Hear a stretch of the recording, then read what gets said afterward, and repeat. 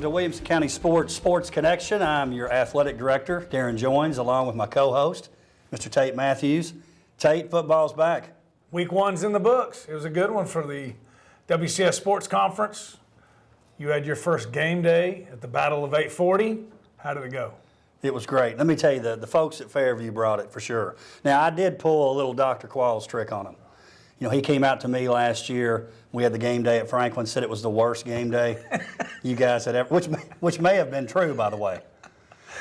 So I didn't tell the Fairview folks it was worst. I think he said worst attended. No, he said the worst. Okay, gotcha. All right.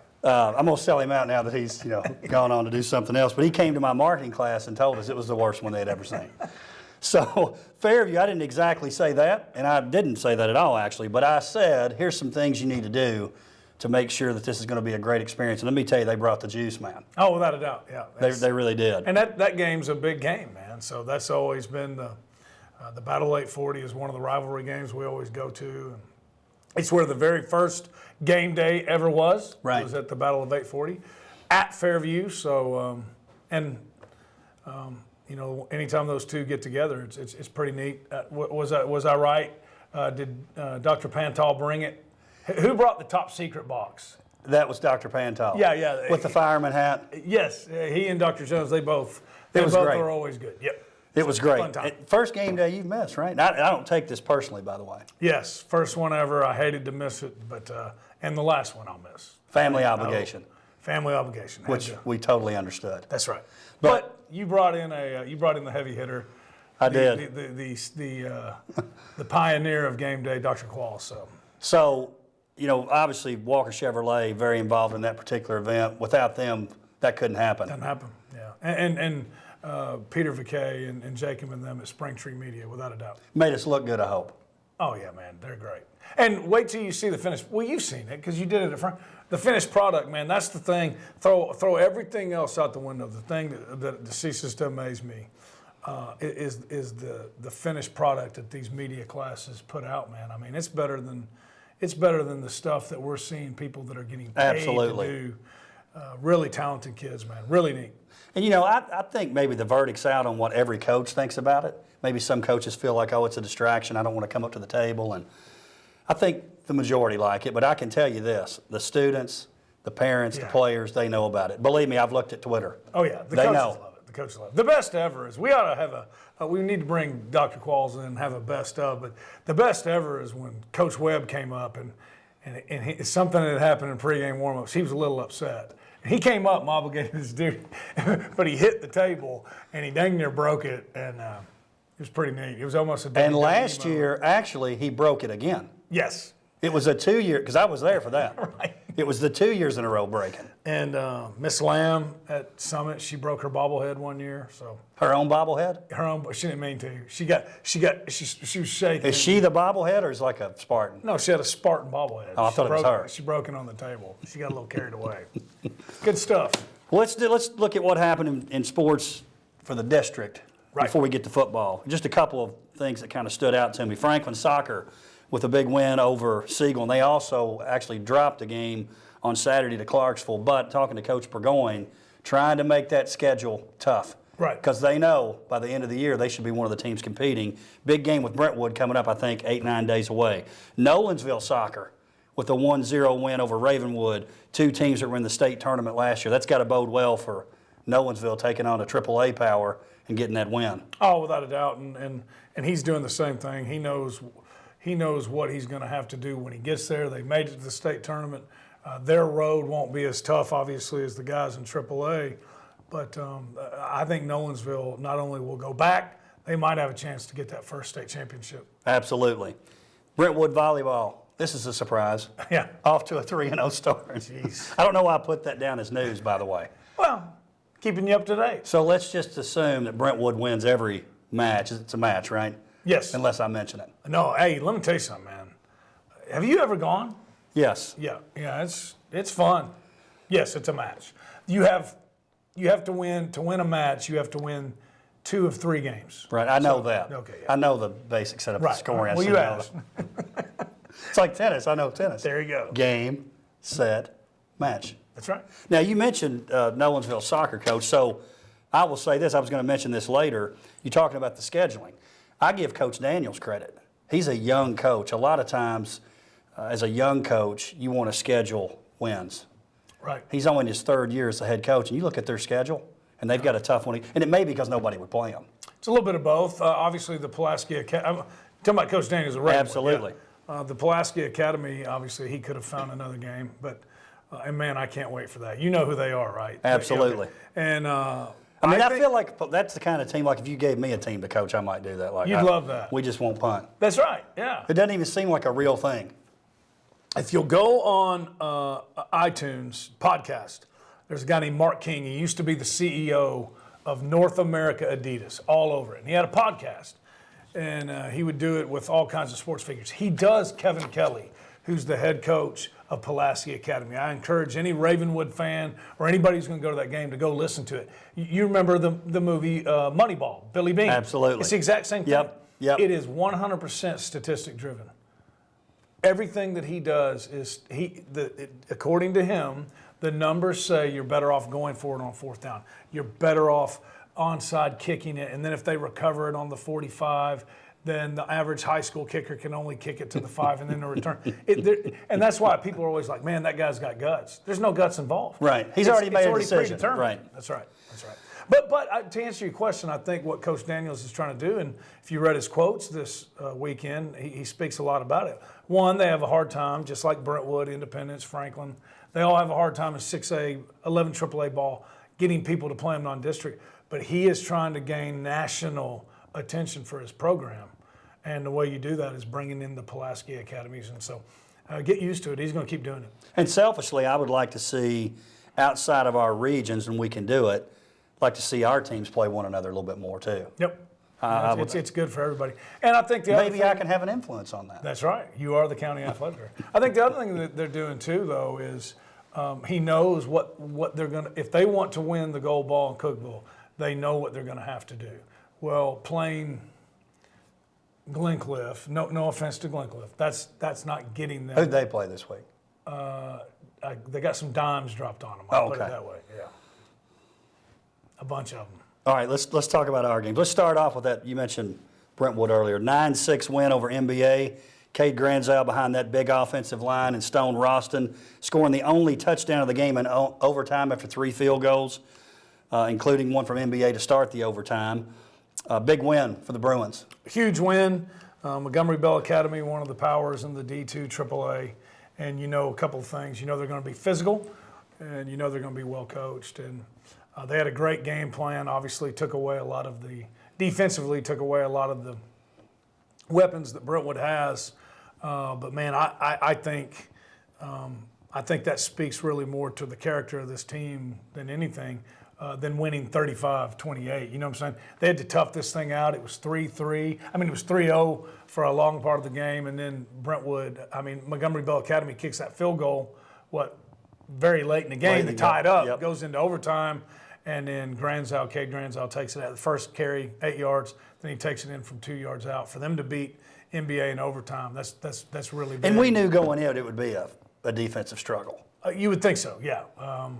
That's the way Coach Uverard likes to play. And the thing that's so cool about it is those two go way back, kind of like some of your basketball guys. Right. You and it was cool watching you and Troy Allen, Franklin at Mount Juliet a couple years ago when you all had all those Hillsborough. Right. Same deal, Coach Crawford and Coach Uverard from the Riverdale Oakland days. But really big win, and I think one thing that needs to be mentioned, Thomas Day, younger brother of Tucker Day, kicked the field goal that they were up 3-0. Well, Tabor Miller is the regular starting kicker. He was out, so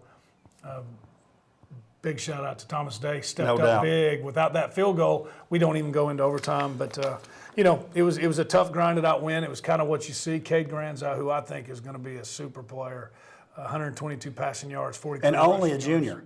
Only a junior. He's going to be one of those guys that guy's still playing. He and Merrill both. That's right. Yep. And obviously, Merrill, I think, had 5 receptions, 56 yards. Which in that game's there was only hit the panic button. 463 yards of offense total. That's right. That's both teams. So really, that's a big game. Without a doubt. And so I think Coach Crawford very happy with the defense. Zaire Howard He's a young man that they're going to rely on to have a big season. He did. Sack, fumble recovery. Just a big, tough. I know Coach Crawford doesn't want to have many more like that because it was so physical. But a friend of mine went to the game, said, I think NBA just set the record for running the ISO the most times in a football game. But that was good. That was character building right there, I think. No doubt. No doubt. Centennial 21 at Ravenwood 49, and really a game that's probably not even as close as that score. Yeah. Well, first play of the game. 80-yard touchdown. This is what's scary. All the hype building up around Ravenwood all preseason, right? All these weapons they have. Garcia, one of the best, if not the best quarterback in the mid-state state. First play of the game, 80-yard touchdown pass to Andrew Mason. And I think a lot of things go into that. One, it's the way Coach Daniels and his staff. Right. They're coming at you, man. It's full speed. And the threat of the run, I think that's what's so cool about Ravenwood. They've got that threat of the run. You got to honor it. And you put a kid out there one-on-one on Mason, odds are he's going to get beat. And, you got to think pregame jitters and everything. And Garcia, I read where he was thinking about it all day, and boom, they hit it. Pretty good way to start off the game, and it continued that way until the third quarter. Garcia, 3 touchdowns, 2 passing, 1 rushing, 267 yards of total offense. They follow up that opening play of the game. A minute 48 into the game after a 9-yard Mason run, they're up 14-0, and for all purposes, probably over at that point. Yep, and it was, I think, they were just outmatched. I think Centennial knew it. The only thing they could do was try to keep it close, and when you're giving up 80-yard plays, that thing's going to get away from you. But again, what's so cool, you mentioned Mason had a touchdown run. Connor Pace had a touchdown run. Tony Rice had a touchdown run. They just got so many weapons. Jake Brenningstool at tight end, he had 4 or 5 catches, 50, 60 yards. They just have weapons everywhere, man. And pretty neat to see them play that way. I think one thing that kind of helped slow it down the scoring a little bit, Garcia's okay. He took a lick on the sideline. Obviously, the game was already over. They took him out the rest of the time. So I would say game 1, they lived up to the hype. Obviously, there's some things they got to tighten up. But they are going to be fun to watch for sure. Well, if you can remember back a year, I remember seeing this score. I was actually at a Franklin game keeping up with some scores. Centennial was up early, 14-0 last year. And Ravenwood knew it. You saw them talk about it a little bit after the game. Well, yeah, without a doubt. They were down 14-0 last year. It took all 4 quarters to come back and win. If that game had ended 2 minutes earlier last year, Centennial had the win. Right. And one cool thing, one highlight about Centennial, again, they were a little banged up going in, didn't know if their quarterback was going to play. He played. Desmond Smith, remember that name. He took it 80 yards for a touchdown for Centennial, and that was against Ravenwood's number 1s. So it wasn't like that was at the end of the fourth quarter and the puppies were in. He's going to be a guy who's going to make a lot of big plays for Centennial this year. Only score of the first half for Centennial. Marcel connects with Eli Cornett. That cut it to 28-7, but it was 35-7 at the half, and like we talked about, game probably over actually earlier than that. Now, if you're Coach Kreisky, you don't want to admit this kind of thing as a coach, and he and I will talk about this. He'll be our guest later this week. Maybe good to get that game over with. Oh, without a doubt, yeah, and because that's a loss most people are going to have. More than likely, right? So they're not ranked number 1 in the state polls for no reason, and I would think you're a coach, you can take some wins from it, down 41-7 or 42-7, whatever it was, and you cut that, you fight back. I don't care who was in, it doesn't matter to me. We fought back. We could have laid down. We fought back, cut that thing to 49-21. More than likely, that's the best team you're going to see all year. I think there's some positives that came out of that. Moving on, Franklin, 34-15 win at Siegel. You think about Franklin maybe being more of a defensive-minded team than offensive. 17-0 after the first quarter on the road. Big win for the Rebels. I think a huge win for Coach Webb and the Rebels. One thing he's been frustrated with is slow starts. Not a slow start this weekend. 17-0. First quarter lead. One of them was a fumble recovery, so that did come from the defense. And Wyatt Harnage took that fumble recovery back for a touchdown. That was big. Defense forced 3 turnovers, had a blocked punt. So you got to be pretty excited about that. And then on offense, We had talked about it last week, but Guy Lipscomb moves to quarterback, and I thought this was pretty cool. When you talked to Coach Webb, why did you do that? Well, we wanted to get the ball in his hands. I know you looked. You know what his rushing stats were Friday? 8 carries, 89 yards, 3 touchdowns. Making Coach look good. Making Coach look good. And we've talked about it a bunch. I don't think it can be understated. I was trying to think of, we were talking about it last week, Joshua Nichols, what he's doing for the team. Absolutely. And I saw Coach Webb's quote in the paper, this is a we team, not a me team. It reminded me of Nick Stallcup a couple years ago. He did that when Garcia became the quarterback. And it made him better. It gave him another weapon. So and that's leadership. I don't think you can put a price tag on that. Grayson Bruce, 107 yards, 17 carries. Coach Webb has gone back to defensive coordinator, but they're still going to run the ball. I thought this was a huge win. You know, and again, not because I was there, Part of it. but maybe a little. Yeah. Still, I think a surprise team.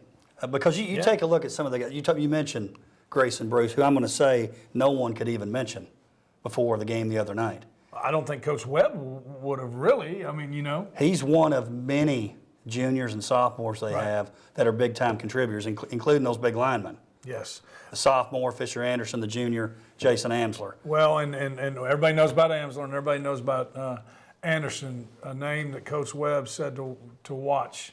Clay Crowder, defensive tackle, sophomore. He said Siegel couldn't block him. You're going to see Bevan at quarterback a little bit too. That's a junior. Yep. A little bit more of a pass-oriented guy than Lipscomb, obviously. And another thing with Coach, I always try to read into what coaches say too. He mentioned that we versus me. He likes this team. Yep. He likes this team, and for good reason. All right, moving on. Nolensville, 63-6 in a sleeper over Antioch. We're going to have to talk to Dr. Qualls. I don't know if he was the substitute pundit this week, but if I'm not mistaken, Nolensville was a 3-point favorite. They missed on that one. Yes, so Vegas went broke this weekend if that was really the deal. 49-0 at the half. 49-0 at the half. Ryder Gallardi, who we didn't get to talk a whole lot about 9 last for 10, week. right? 8 for 9. 8 for 9. 166 yards, 4 touchdowns, all in the first half. So we talked a lot about Cade Walker last week, about he might not be up there in the 11 AAAs. I think Ryder Gallardi he's got a case to be one of the best quarterbacks in this league too. But all that in the first half. Tim Kutras, who we've talked about, 4 receptions, 93 yards, 2 touchdowns, and then got a pick from defense, one of the best two-way players, if not the best two-way player in the county. Again, all in 2 quarters. But here's a name to remember. I know who you're going to say. Go ahead. Samson Johnson, the freshman. The freshman. Coach ate a lot from his Hillsboro, the Mill Creek head football coach. Ron ate a lot. He's coached a lot of really good running backs from his Hillsboro days to his Riverdale days.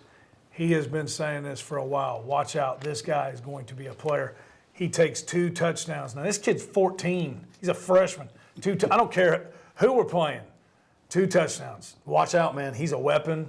Whew. There's going to be a lot of highlights throughout the year, but I would think that Coach Derrick's got to be very pleased. Border battle, Independent Summit. Here's one where the score is not representative. No. It was, 15-14 with 6 minutes to go. 5:57. Independence up. Summit scores. I believe Destin Wade, the sophomore, took it in for a score. Then they get a pick 6. Now the game changes. It's over at that point. Right. They tack on another score. But a big win for Coach Coleman and Summit. Only the second time in the history of those schools that Summit's actually won that game. So big win for Old Sparty. That's right. Only 2 times that they've beaten Independence. Both of those coming under the Brian Air Coleman watch. Yes. And so that's very big. That was a big win. Made us look bad, and they let us hear about it, and I'm glad. I'm glad that you did, and that was a big win. But the thing that I thought was really cool about it was, and Coach Coleman's talked about it, we're going to this more spread out offense and going to throw the ball more because we got a quarterback in Destin Wade who can do it. It's one thing to say that, but I know one of the big challenges Coach Coleman thought he had going into this season and this game is when things get tight. Are you really going to stick to that, or are you going to go back to what you know? And he did it, and I saw where Coach Blade and Coach Coleman both talked about that last drive going 80 yards. Again, this kid's, I don't care how athletic he is. The way he's a sophomore. Man, against Independence. And he took him 80 yards, extended drive with his feet, threw some passes to extend the drive, and then takes that thing in. And he ended up he was 12 for 19, 155 passing yards and a touchdown, 82 yards rushing, 2 touchdowns. But what do you think the most impressive stat on Wade was Friday night? In your opinion, what? 0 interceptions. Right. That's big, man. And then had the big pass to Gio. George Odumegwu. They got to get him the ball, obviously. Yeah, they will. And they will more. I mean, I don't know. I wasn't there. I'm guessing part of the Independence game plan was to take George away, kind of like Walker Merrill. I mean, you can do that, but when they do that, can you exploit them other ways? And that's what they did. And the other thing, too, that I think is very cool, a stat that doesn't usually show up in the paper, Independence 4 turnovers, Summit 0. Well, there's your ball game right there. Well, that's one thing that I took a look. You took at the total yards, very similar. Yep. But that turnover battle. The Wades, also 2 guys are going to go. Right. Are those guys ever going to? Only sophomores, as you mentioned. Keaton got a touchdown run. 3 receptions, 31 yards. Yep. Also, so obviously a big win. Congratulations to Summit. And as you mentioned, our only loss of the week for both of us. Now, Dr. Qualls had 2 losses. We'll talk about that in a minute. He'll claim 1 loss, but he got emotional. That's right. At game day. Changed his pick. I mean, you've got it on recording. It's like in the old school John Capoletti, number 22, see-through jersey. I don't know where he got his jersey at, but it was pretty. I think awesome. It was the alumni game one. Maybe, I don't know. Great. You'll see. Yeah, I saw it. Looked good. Which takes us to the Battle of 840, page 38, Fairview 6. Really, especially in the first half, a little better game than that. Once Page got up, they really just kind of kept not running it up in a negative way, but that was a good game for a while. A late touchdown in the first half from Cade Walker to Hayes Barnett sort of broke it open. And then obviously starting off the second half, 2 scores in the first 90 seconds. After the pick 6 from Max Van Landingham, now it's 28-0, game over. Which brings me to, by the way, our WCTV play of the week. And for those of you that maybe don't know this, because I'm getting a lot of tweets saying, hey, this should be the play of the week. The play of the week comes from the game of the week, which was this week, the Battle of 840. Let's take a look at it. So inside the 20-yard line are the Patriots. Walker again. Well, nope. He had me faked out, and that one will go all the way as Bubba Johnson, who my partner Parker Hazard has been talking about all night. The battering ram takes it in from 18 yards away. I mean, they're right here. Going off tackle, shedding 2 blocks, doesn't even lose momentum, make it 4 tackles, and just walks in the end zone. Talk about that run, Tate. Well, Bubba Johnson, the return of Bubba Johnson. Obviously, he left last year. He's back. 7 carries for 100 yards, 2 touchdowns, broke 4 tackles there. I mean, good play, but really that was all effort right there. Broke 4 tackles, and you're going to see that a lot this year. The one highlight for Fairview, Nardozzi, who we knew was going to be tough, 159 yards on 17 carries, including an 84-yard touchdown in the 4th. The game's over at that point, but still a big run for him. Without a doubt, and I think the positive for Fairview is, that's a guy who can take it the distance. The positive for Page on that was you take that 84-yard run out. They held him under 100 yards, and I don't think anybody did that last year. So Fairview's going to be fine, but Page is, I think this game just showed 5A football is not too big for them. Last year wasn't a fluke. They're going to make a lot of noise this year. I cannot wait for the Page Summit game. It's going to be a great game. I believe that one's October the 4th. Yep. All right, let's look at this week's games. Brentwood, number 15, according to the Tennessee Super 25 poll, taking on Cane Ridge, who was ranked 17. Not sure that's a correct ranking for them after their... Is it the same pundits that gave Nolensville -3? 38-12 loss. And by the way, there's a couple of these in here. They played on Saturday. Yes. That's got to make a difference. Yeah, short week. And for a lot of things, game planning and being with your team, and also recovery. But Cane Ridge they're still good. Pearl Cone's good, all right? So don't get fooled on that. But obviously, Cane Ridge is a little bit of a rebuilding. There's no Devin Starling, but they do have a wide receiver in Quentin Barnes, who, if you go to sleep on him, he's going to be standing back there in the back of the end zone. But, I think Brentwood is obviously, if they go out and take care of business, this is not the Cane Ridge of old. Centennial hosts Smyrna. Maybe a get-well game for them, hopefully. Smyrna 42-0 losers to a very good East Nashville team. Yeah, East Nashville's good. I didn't know they were that good. I don't know. I don't know what to take from that. I don't think Centennial does either. I don't think Smyrna's as bad or as good as what they thought. And I think the same thing with Centennial. Both those teams really don't know what they're about right now. Fairview, East Hickman. This is the first of 3 straight road games for Fairview. East Hickman, what would we call that in the battle of the bottom 5? Yes. 2 of the bottom 5 with a 47-7. Well, that was the first thing that jumped out to me, but then I saw it was against Perry County. So I would be stunned if Fairview doesn't handle East Hickman handily. But East Hickman's obviously a little bit better. I mean, that's Perry impressive. County looking for Mike Rhodes and Kurt Haston in that game. Without a doubt. I don't know if they would Bring Ricky Rice back. All right, Franklin versus Riverdale. It's a home opener for the Rebels. Riverdale coming off a 42-6 win over Clarksville Northeast. Independence at CPA. Pretty good team's going to be 0-2 after this game. Without a doubt. So we'll see how that. We'll talk about our picks here in just a second. Nolensville versus Watertown. It's a home opener for the Knights. Watertown with a 19-13 win over Gordonsville. This ain't Gordonsville, Watertown. Nolensville. No. Going to be bringing it. No, but Watertown's better than you think, and they got a running back, Raekwon Verge. He could play anywhere in 11 AAA. Which is a great name, by the way. It is a great name, and he's a basketball player too. So I think Nolensville will be okay, but Watertown better than what you're thinking. Page versus Siegel, home opener for Page. Siegel obviously with that 34-15 loss to Franklin. Ravenwood, which may be the best game in the state, by the way. Ravenwood at Blackman. We talked about the tough scheduling there for Coach Daniels, which again I think is a veteran move. Yes. On his part. Tough loss for Blackman. They led late in this game but lost to a very good visiting Alcoa team. With the return of Gary Rankin, I saw where he was the all-time, I don't know if it's active wins leader, 426 wins. Yeah. You know how many losses he has? Not many. 75. Unbelievable.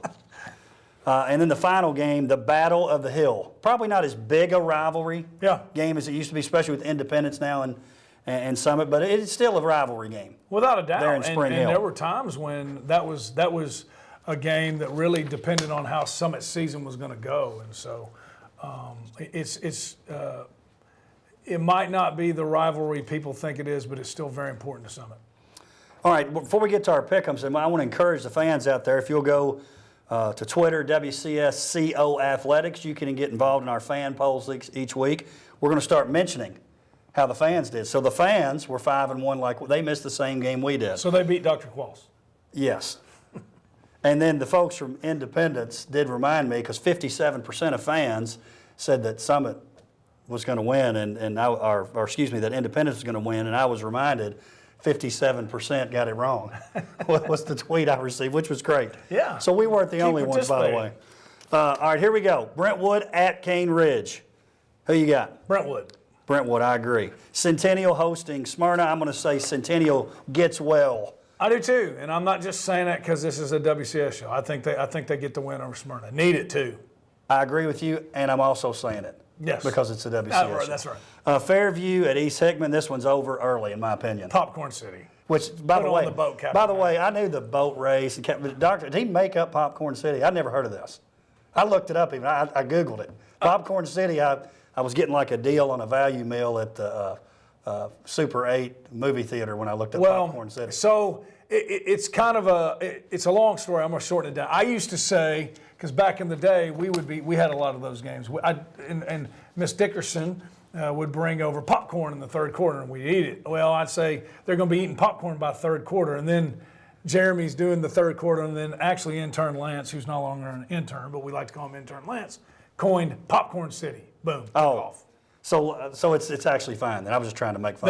That's right. Franklin Riverdale. I'm going with the Rebels here. I think so too, but I think this is a tough. Actually, even more than Ravenwood Blackman, I think this is the toughest game for anybody in WCS next week. Independence at CPA. Who you got, Tate? I got to go with the Lions, man. And why is that? They got a pretty good center. I'm going Homer, Independence. Not a home game, Homer, WCS. That's right, that's right. And I do think they're going to win. Independence here. Nolensville, Watertown, Nolensville. Popcorn City. We may have to start doing like scores on some of these to break the ties. We're picking I think the same so. games. Yeah.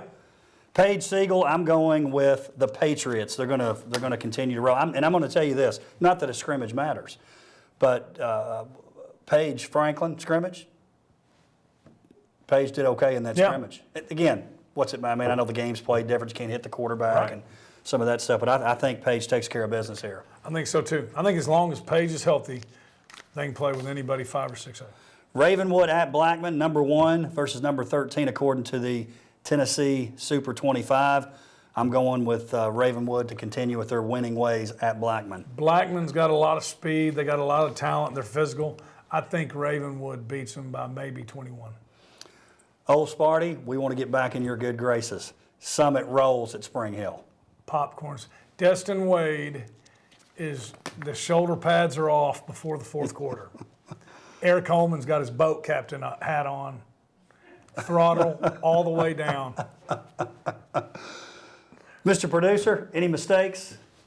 All right, guys, pretty clean show today. I didn't have any stat mistakes. I want to let people know we are streaming the WCTV Game of the Weeks now, live streaming. Great. So we had a little technical difficulties in the That's first a new quarter, thing. but that's a new thing for us. And I'm glad you guys mentioned Popcorn City. But I was going to say earlier in the show when you talked about that Nolensville game, Popcorn City, right? So Extra movie theater butter with a side of goobers. A combo meal. Combo. And a 44-ounce Coke. Tate, thanks for being here this week as always. We'll see you next time on Sports Connection.